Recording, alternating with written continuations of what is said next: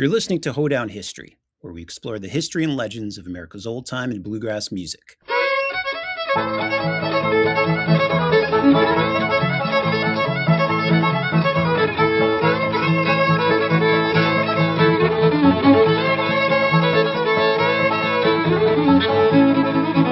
Okay, so of course, this is one of the most popular fiddle tunes in modern fiddle history. And I have yet to meet a bluegrass guitarist who doesn't call this one out at local jams. And it's one of those tunes, I'm looking at you, Orange Blossom Special, that has become so pervasive at fiddle contests that many judges have actually prohibited it from being played. But where exactly did this tune come from? As many people know, this tune became popular in the 40s through several key recordings before entering into the repertoires of thousands of musicians across the country. But exactly who wrote this tune? And where even is this supposed Black Mountain? Well, the answers are surrounded by a bit of mystery. So let's dive in.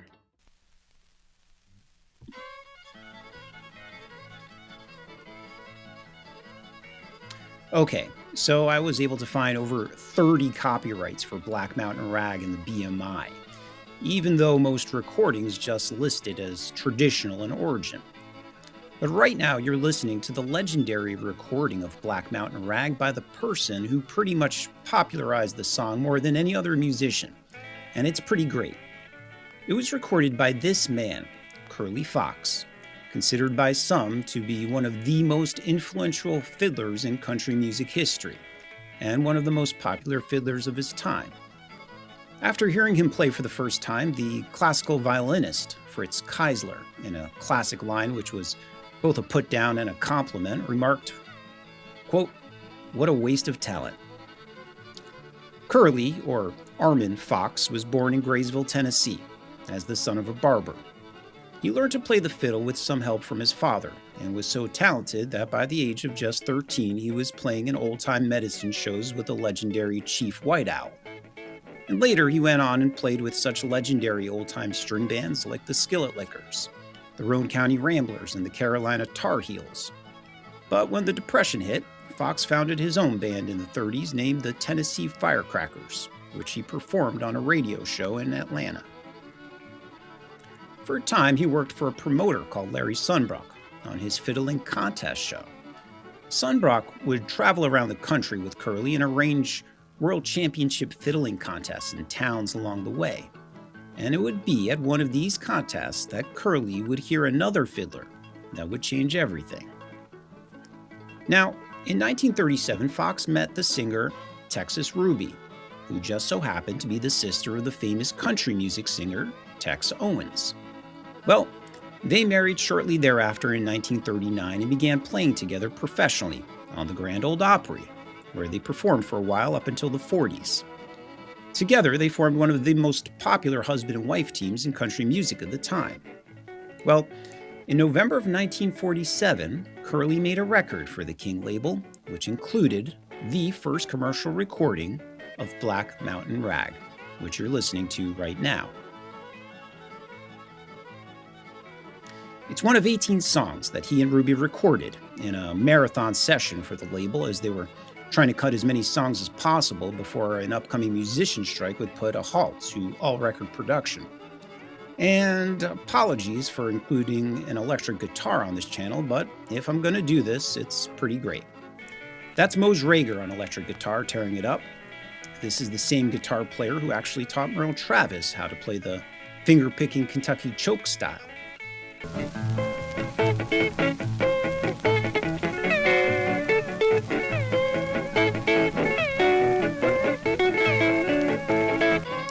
Well, this record went on to become arguably the biggest selling fiddle instrumental record of all time, with sales topping over 600,000 copies. Well, it's a great recording, and probably deserves all the fame it got.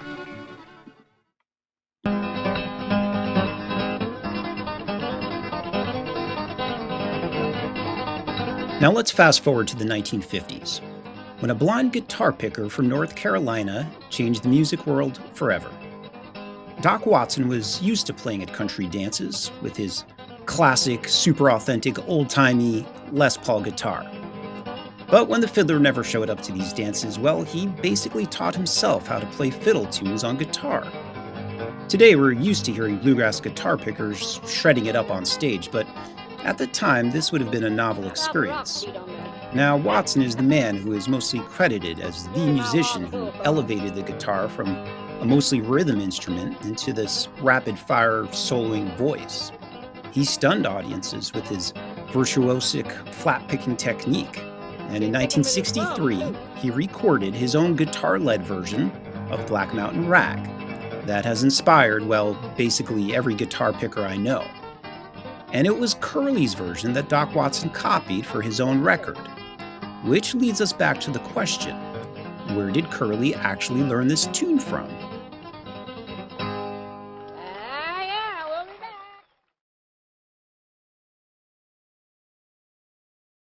Now, when Curly was asked where exactly he learned Black Mountain Rag from, he replied that he learned it at one of those fiddlers conventions he used to go to. This one was in Charleston, West Virginia. Curly recounts that he heard a certain fiddler from Virginia play this very tune, stating, quote, "It was the quaintest sound I ever heard on a fiddle." Well, he never got up the nerve to ask the man how he played it because, well, quote, back then you didn't want to go up to a guy and ask him how he played a tune. So he figured it out how to play it himself. And it took him only 6 months to get Black Mountain Rag down solid. Now, the name of that certain Virginia fiddler was Leslie Keith. He was born in the mountain region of Pulaski County, Virginia in 1906, the son of a banjo-playing father who died when he was only 3. When he was just a young boy, his biggest dream was to become a fiddler. Problem was, he didn't have a fiddle, so he would just go wherever there was one, hoping if he asked, he would get the chance to play it. Well, he started learning with these borrowed instruments until his mother finally bought his own when he was 20. Now, with his very own instrument, he learned quickly, just by listening to records and the radio. He was inspired by the old-time fiddlers like John Carson, Fiddling Powers, Doc Roberts, and especially his idol, Arthur Smith. Keith was quoted as saying, "There's never been a man born or done died that could play old-time fiddle like Arthur Smith." And eventually, he was good enough that he was allowed to be a guest artist at some stage shows that would perform in his little town. But stage shows weren't enough for Keith. He really wanted to be on the radio. Now, Keith and his mother had moved to Alabama when he was 17, and after he passed an audition, he would go on to play at a radio station. But eventually, Keith and his mother moved to Crossville, Tennessee, where he and a cousin would go busking at the courthouse steps and play at fiddlers contests. And it was at one of these contests that he got picked up by some musicians to play at the local radio station in Bluefield. Now, as Keith himself recounts, one afternoon when he was sitting on his front porch with a view of the mountains, and he decided to make a new tune and title it after one of those mountains. That's right, folks. He called this tune Black Mountain Blues. Well, at least according to Keith's story. However, I should probably pause here because the fact is that this story is hotly debated, and there are a number of theories that the real Black Mountain of the song is actually found in another state. Now, many people assume that the tune is named after the famous town in North Carolina called Black Mountain. And there's even one person who turned up in my research that claims he was the one who came up with Black Mountain Rag. And of course, he happened to live in this town. But I wasn't able to dig up much on this theory. And others have suggested that the song comes from another Black Mountain in North Carolina. This one is actually a mountain, which is one of the tallest peaks east of the Mississippi. It's most popularly known today as Mount Mitchell, but Mitchell was apparently called by various names in the past, beginning with Gray Eagle due to a rock formation on its side, and later it became known as Black Mountain because of the dark appearance of the evergreens at the top. But if we take Keith at his word, it turns out there is in fact a lesser-known hill called Black Mountain near Crossville in Cumberland County, which gives weight to his story. So Keith decided he would play this song on the radio, and of course it turned out to be an instant hit. He got so much fan mail from so many listeners saying how much they liked it. He basically had to play it every day to answer all the requests. And it was so popular with the locals that the radio eventually billed him as Leslie Keith with his Black Mountain Fiddle. Well, Keith would go on to play that tune not just on the radio, but also at Fiddler's contests as well. And it was a good choice because it's a great contest tune. And it would be at one contest in Charleston, West Virginia, where Curly Fox was also performing and learned it for himself before making it the nationwide hit. And quick side note, because Curly sped up the tempo a notch, well, the blues part of the title was changed to rag, even though technically it's not really a rag. But our search for the origin of Black Mountain Rag doesn't actually end with Leslie Keith. You see, Keith says that while he came up with the tune, it was actually borrowed from some other tunes he had heard. He said he borrowed some phrases from a couple Carter family tunes, but most of the melody came from another tune he learned from a, quote, real old fiddler down in Alabama. And the name of that tune? The Lost Child. Now, while Keith claims in a later interview that that old fiddler named Jim Montgomery, of whom little is known, it turns out that this song, The Lost Child, was actually pretty popular in Alabama at the time. And Keith actually also claims to have learned it from another source while living in Alabama. And luckily, because of one certain Alabama old-time band, we actually have an old recording of that source for The Lost Child, which I'll play for you in a bit. But first, I'll have to share with you how we got this old recording from the 1920s, because if it wasn't for this very album, we probably wouldn't have any idea of what the song even sounded like. Enter this pair of brothers, Charles and Ira Stripling. They were born in Kennedy, Alabama, 2 of 7 children. The older brother, Charlie Stripling, acquired a fiddle when he was young and learned his first pieces from a neighbor called Pleasant Carroll, or Uncle Plez. And Ira Stripling, his brother, who was just 2 years younger, at some point purchased a mail-order $6 guitar to accompany his brother's fiddling. He eventually developed a nice, strong pulsing style that complemented his brother well, and in a short time the two began winning numerous fiddler conventions held in the area. These popular small-town events usually were organized to raise money for local schools, and prizes typically consisted of donated items like sofa pillows, neckties, watermelons, and even pigs. But of course, the first place winners often won cash prizes, ranging from $5 to $25. And such prize money became especially important to Charlie after he married Telly Sullivan at the prime old age of 14 in 1919, with whom he would go on to have 6 children. A tenant farmer with little cash income, Charlie took these contests seriously and developed his skills to a degree that few in the area could match. Now, fast forward to the 1920s, when following Atlanta's fiddling John Carson hit record, well, record companies woke up to the potential for making real money on old-time fiddle music. The record companies began setting up temporary studios in cities throughout the South and inviting fiddlers, string bands, and even ballad singers from across the states to audition. So, in November of 28, the Brunswick Balk Hollander Company set up a studio in the basement of the Bankhead Hotel in Birmingham, and the locals of Kennedy encouraged the Stripling Brothers to audition. And there they recorded 2 numbers, one being The Lost Child. I'll play a recording of Black Mountain Rag, followed by this very first recording by the Stripling Brothers of The Lost Child, and see if you can make out the similarity.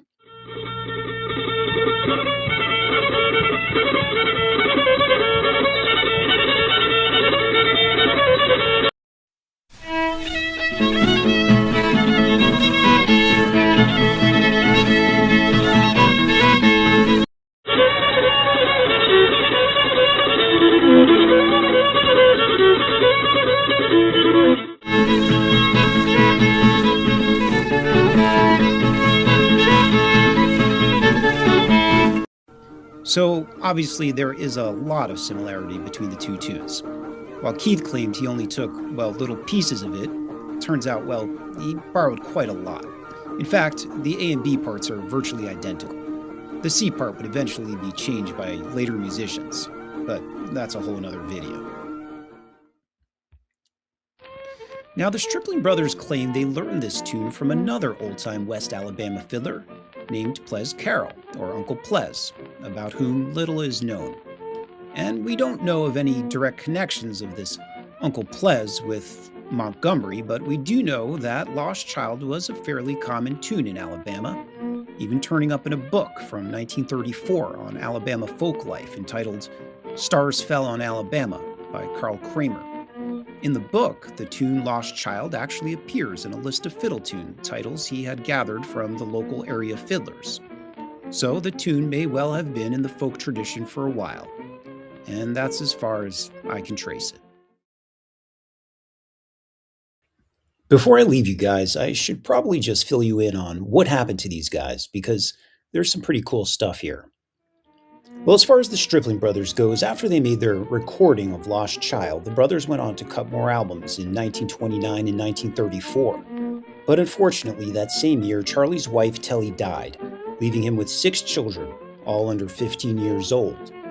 But Charlie would marry again and have another 3 more kids before bringing the total to a nice 9 children. Well, the brothers would have one more recording session in 1936, but that would be their last album, as the Great Depression was in full swing and, well, most fans of country fiddling could barely afford to buy food, let alone records at the time. That, and the fact that brother Ira, who also owned a store in Pickens County, had to go back to work there himself, since he could no longer afford to pay his employee who was running it at the time. So while the Striplings stopped performing during the Depression, Leslie Keith would go on and be the only one left to carry the flame, to keep the tune alive, until eventually Curly finally firmly established it as a hit. In fact, Keith would go and have a successful music career, with numerous bands. One day he got a call from a man saying his 2 sons who had just formed a new band needed a fiddler, and he asked if Keith was available. And the name of that man on the phone? Lee Stanley, and his sons were named Carter and Ralph. So Keith actually joined the Stanley Brothers and the Clinch Mountain Boys for a short stint in their early days. But before we leave Leslie Keith, I also found out something that was also pretty cool that I have to share with you folks. Remember how Keith stated his idol was Fiddling Arthur Smith, whom he would listen to on the radio and tried to emulate when he was just a young man? Well, it just so happened that one night at a fiddler's contest Keith was competing in, who else just happened to be in the lineup? That's right, his idol, the legend, Fiddling Arthur Smith. Well, that night, Arthur Smith played his classic numbers, Mockingbird and Bonaparte's Retreat, 2 of his biggest hits. The first one being a trick tune, and the latter, well, probably one of the best fiddle numbers you'll ever hear in your entire life. And I can only imagine what was going through Keith's head that night, but when he stepped up to the Old Devil's box, he countered with, yep, you guessed it, Black Mountain Blues. And the winner that night? Well, at first the judges were split, so they needed the 2 men to play a tiebreaker, and not just 1, but 3 separate head-to-head playoffs, back to back to back. It was just too close. And finally, in the end, well, they just called it a tie. And finally, we'll return once more to the Stripling Brothers. The duo was done making recordings. Charlie would continue to play for local dances, school functions, and fiddlers' conventions, accompanied by 2 of his sons. And after the sons left home to fight in World War II, he eventually put together a band that drew huge crowds to dances at the National Guard armories. But when his health began to fail at age 60, well, that pretty much ended his playing career. He died in 1966 and is buried near his birthplace in Pickens County at Mount Zion Primitive Baptist Church Cemetery. But here's what I found out that I thought was pretty cool. Guess who else happens to be buried in that very same exact cemetery? That's right, Uncle Ples, the very fiddler who taught him how to play the early version of Black Mountain Rag. Well, folks, that's all I got on Black Mountain Rag. Hope you enjoyed this one. And once again, folks, thanks for listening.